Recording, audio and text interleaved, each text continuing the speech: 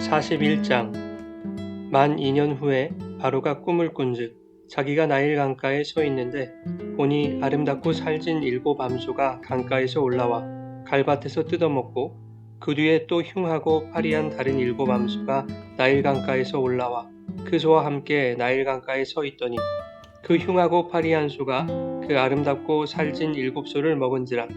바로가 곧 깨었다가 다시 잠이 들어 꿈을 꾸니 한 줄기에 무성하고 충실한 7이삭이 나오고 그 후에 또 가늘고 동풍에 마른 7이삭이 나오더니 그 가는 7이삭이 무성하고 충실한 7이삭을 삼킨지라. 바로가 깬즉 꿈이라. 아침에 그의 마음이 번민하여 사람을 보내어 애굽의 점술가와 현인들을 모두 불러 그들에게 그의 꿈을 말하였으나 그것을 바로에게 해석하는 자가 없었더라. 술 맡은 관원장이 바로에게 말하여 이르되 내가 오늘 내 죄를 기억하나이다. 바로께서 종들에게 노하사 나와 떡 굽는 관원장을 친위대장의 집에 가두셨을 때에 나와 그가 하룻밤에 꿈을 꾼즉 각기 뜻이 있는 꿈이라. 그곳에 친위대장의 종된 히브리 청년이 우리와 함께 있기로 우리가 그에게 말하매 그가 우리의 꿈을 풀되 그 꿈대로 각 사람에게 해석하더니 그 해석한 대로 되어 나는 복직되고 그는 매달렸나이다. 이에 바로가 사람을 보내어 요셉을 부르매 그들이 급히 그를 옥에서 내놓은지라. 요셉이 곧 수염을 깎고 그의 옷을 갈아입고 바로에게 들어가니 바로가 요셉에게 이르되 내가 한 꿈을 꾸었으나 그것을 해석하는 자가 없더니 들은즉 너는 꿈을 들으면 능히 푼다 하더라. 요셉이 바로에게 대답하여 이르되 내가 아니라 하나님께서 바로에게 편안한 대답을 하시리이다.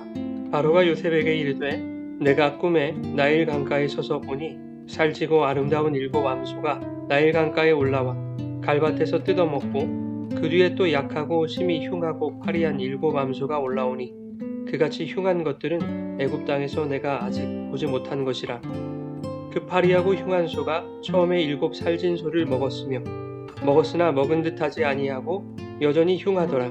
내가 곧 깨었다가 다시 꿈에 보니 한 줄기에 무성하고 충실한 7이삭이 나오고 그 후에 또 가늘고 동풍에 마른 7이삭이 나더니 그 가는 이삭이 좋은 7이삭을 삼키더라. 내가 그 꿈을 점술가에게 말하였으나 그것을 내게 풀이해 주는 자가 없느니라. 요셉이 바로에게 아뢰되 바로의 꿈은 하나라. 하나님이 그가 하실 일을 바로에게 보이심이니이다.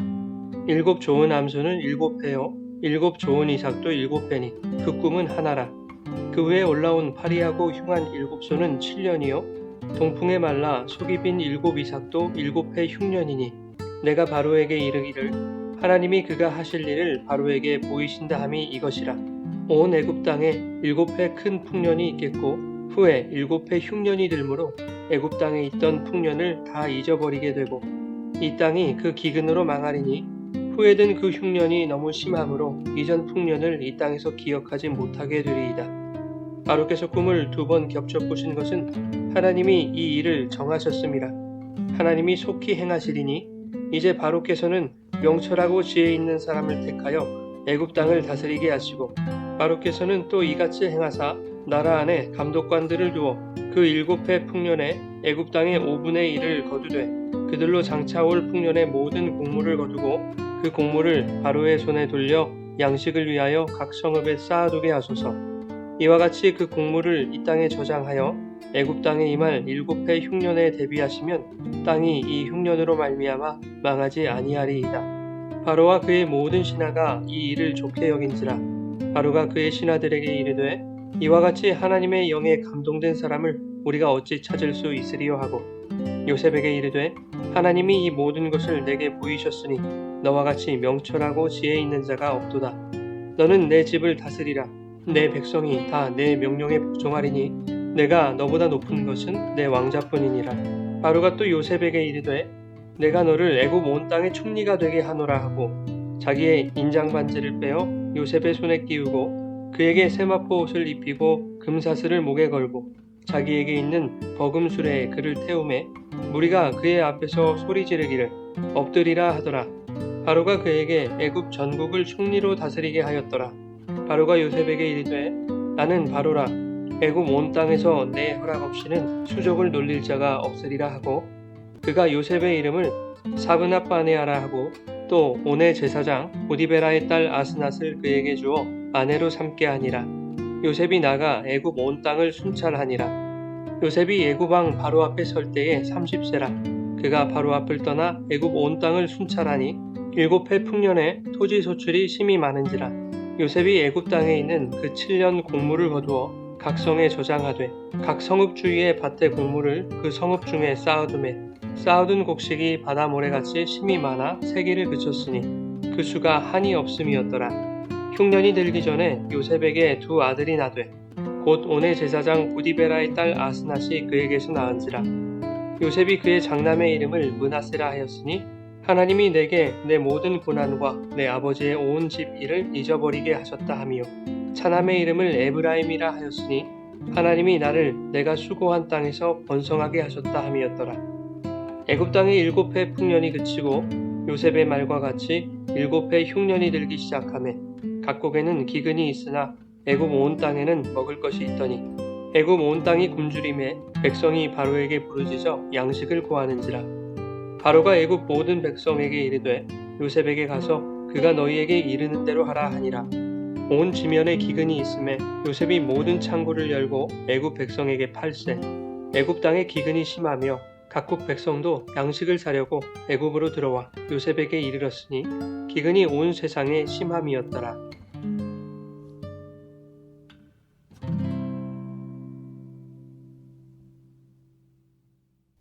여러분 좋은 아침입니다. 오늘도 말씀 속에서 역사의 주인이신 하나님의 능력의 손을 발견하시고 붙드시는 복된 시간이 되시기를 바랍니다. 창세기 41장은 요셉이 바로왕의 꿈을 해석하여 애굽의 총리가 되는 이야기입니다. 바로왕이 꾼 꿈은 흉하고 파리한 7 암소가 아름답고 살찐 7 암소를 잡아먹고 또 가늘고 마른 7 이삭이 무성하고 충실한 7 이삭을 삼키는 내용이었습니다. 누가 들어도 불길한 꿈이었죠. 이 꿈을 꾸고 잠에서 깬 바로왕은 마음의 번민이 일어나기 시작합니다. 고대 사회에서의 꿈이라는 것은 장차 반드시 일어날 일에 대한 예언과도 같은 것이었습니다. 특히 왕의 꿈은 국가의 길흉을 좌우한다고 여겨졌기 때문에 바로왕은 자신이 꾸었던 불길한 꿈이 애굽의 위기로 이어질 것이라는 두려움에 사로잡히게 된 것입니다. 번민에 빠진 바로왕은 애굽의 모든 점술가와 현인들을 불러서 꿈의 내용을 말합니다. 그러나 꿈을 해석해내는 자는 한 사람도 없었습니다. 점술가와 현인들이 그 꿈을 해석할 능력이 없었던 것은 아닐 것입니다. 그들은 감히 해석할 용기가 없었던 것이 아닐까 생각이 됩니다. 꿈은 매우 단순한 패턴의 꿈이었습니다. 만약 꿈이 복잡했다면 점술가와 현인들은 어차피 왕은 모를 테니 어떻게든 긍정적인 해석을 내놓아서 왕의 심기를 건드리지 않았을 것입니다. 그러나 바로의 꿈은 바로왕 스스로도 번민에 빠질 만큼 불길한 꿈이었기에 점술가와 현인들이 왕을 안심시키기 위해서 거짓말을 한다거나 혹은 사실대로 불길한 해석을 내놓는다면 그들의 목숨을 보장할 수 없었던 것이죠. 이때 요셉을 까마득히 잊고 있었던 술 맡은 관원장이 2년이 지난 지금 요셉을 떠올립니다. 과거 술 맡은 관원장과 떡 맡은 관원장이 옥에 갇혔을 때 그들의 꿈을 요셉이 해석했고 해석한 대로 이루어졌던 그 일화를 술 맡은 관원장이 왕에게 전합니다. 요셉과 꿈으로 만났던 그 술 맡은 관원장은 2년 동안이나 요셉을 잊었습니다. 그러나 하나님은 요셉을 잊지 않으셨죠. 왕에게 직접 꿈을 주셔서 요셉이 왕 앞에 서게 되는 상황을 만드신 것이죠. 여러분, 우리의 역사는 나를 기억해주는 세상, 나를 기억해주는 사람에 의해 이루어지지 않습니다. 역사를 주관하신 하나님이 계획하신 대로 하나님이 기억하시는 성도들에게 하나님이 이루어 가시는 것이죠. 그런가 하면 인간은 바로 지금이 역사의 때가 되기를 바라죠. 그러나 하나님은 기다림의 시간을 겪게 하십니다. 요셉에게 있어 지난 2년의 기다림은 기약 없는 고난의 시간이었을 것입니다. 그러나 2년을 겪어낸 바로 지금이 하나님의 정확한 타이밍인 것이죠. 오랜 기다림 끝에 허락하시는 하나님의 때, 그때는 얼마나 시의적절합니까? 상상할 수 없는 일들이 일어나지 않습니까? 왕의 꿈을 정확하게 해석하여 애굽의 2인자가 되는 것이죠. 그러나 본문의 요지가 요셉이 고난의 시간을 겪어내니 애굽의 총리가 되는 날도 오더라 라는 이야기는 아닐 것입니다. 만왕의 왕이신 하나님께서 애굽이라는 대제국의 왕을 이용하셔서 요셉이라는 한 사람에게 계획하신 당신의 뜻을 이루시더라 하는 것이 오늘 본문의 핵심인 것이죠. 16절 말씀에 보면 요셉은 꿈의 해석이 자신으로 말미암은 것이 아니라 하나님의 말씀인 것을 알았습니다. 그런가 하면 25절과 28절에서는 그 꿈이 하나님이 하실 일을 바로에게 보이신 것이라고 반복하여 바로에게 말하고 있죠. 또한 32절은 바로에게 꿈으로 보이신 일은 하나님이 정하신 일이다. 그리고 속히 행하실 것이라고 말씀하고 있습니다. 그러므로 요셉의 해석대로 애굽에는 7년의 풍년이 있은 후에 풍년을 기억하지 못할 정도의 7년의 심한 흉년이 반드시 오게 될 것입니다. 요셉은 바로에게 대책을 내놓습니다. 7해 풍년 동안 곡물의 5분의 1을 저장하여 흉년을 대비하자는 것입니다. 그런데 그 일을 총괄할 한 사람, 33절에 보면 명철하고 지혜 있는 사람을 택하여 통일성 있게 애굽을 다스려야 한다는 것입니다. 그 사람이 요셉 자신이 될 줄 어떻게 알았겠습니까? 하나님은 요셉의 입을 통하여 당신의 뜻을 말하게 하신 것입니다. 그리고 하나님은 그 뜻대로 요셉을 애굽의 총리가 되게 하신 것입니다. 그렇다면 우리는 총리가 된 요셉을 부러워하거나 그를 본받기를 원하기보다 택하신 한 사람을 통하여 당신의 뜻을 이루어 가시는 그 하나님에게 우리의 마음을 열어드리는 것이 오늘 말씀을 대하는 성도의 바람직한 자세일 것입니다. 또한 그 한 사람 요셉은 이 세상을 사랑으로 일관되게 다스리실 유일하신 분, 바로 예수 그리스도를 모형하고 있다는 것도 놓쳐서는 안 되겠죠. 여러분, 요셉은 매우 기구한 인생이었습니다. 형들에게 버림받고 노예로 팔리고 누명을 쓰고 옥에 갇히기도 했습니다. 그러나 2년이 지난 그때 하나님의 때가 되자 두 아들 므낫세와 에브라임을 낳죠.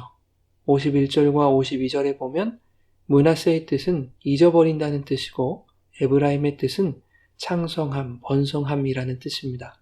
하나님은 그 아들들을 낳게 하심으로 요셉이 지난 모든 고난과 아픔을 잊도록 하셨고 그 땅에서 번성하게 하신 것입니다. 사랑하는 여러분, 우리의 인생에 기다림의 시간이 찾아올 때가 있습니다. 그 시간들을 겪어내는 것은 미래에 대한 기약이 없기에 매우 고통스러운 현실일 수 있습니다. 그러나 성도는 2년 후에 바로 그때 하나님의 절묘한 그 타이밍이 있음을 확신할 수 있어야 합니다. 언제가 될지 모르나 그때는 반드시 찾아옵니다. 오랜 기다림 끝에 찾아올 그 날에 상상 못할 일들이 우리에게 현실이 될 것입니다. 그날에 완성된 하나님 나라가 우리 앞에 가시적으로 도래하게 될 것입니다.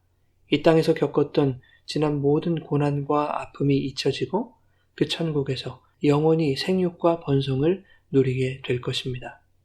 하나님은 창세전부터 택하신 한 사람, 바로 성도 한 사람 한 사람에게 계획하신 하나님의 꿈, 그 구원의 꿈을 이루시기 위하여 오늘도 세상의 모든 역사와 피조물, 왕과 권세들을 사용하여 우리에게 대한 당신의 계획을 이루어가고 계시는 것입니다. 그러니 오늘 우리에게 펼쳐질 모든 상황과 형편들이 혹 그것이 위기와 고난으로 느껴질지라도 하나님의 치밀한 계획표 안에 있는 기다림의 시간이라는 것을 기억하며 주님 손 굳게 붙들고 소망 가운데 하루를 살아가는 주님의 자녀들 되시기를 예수님의 이름으로 축원합니다.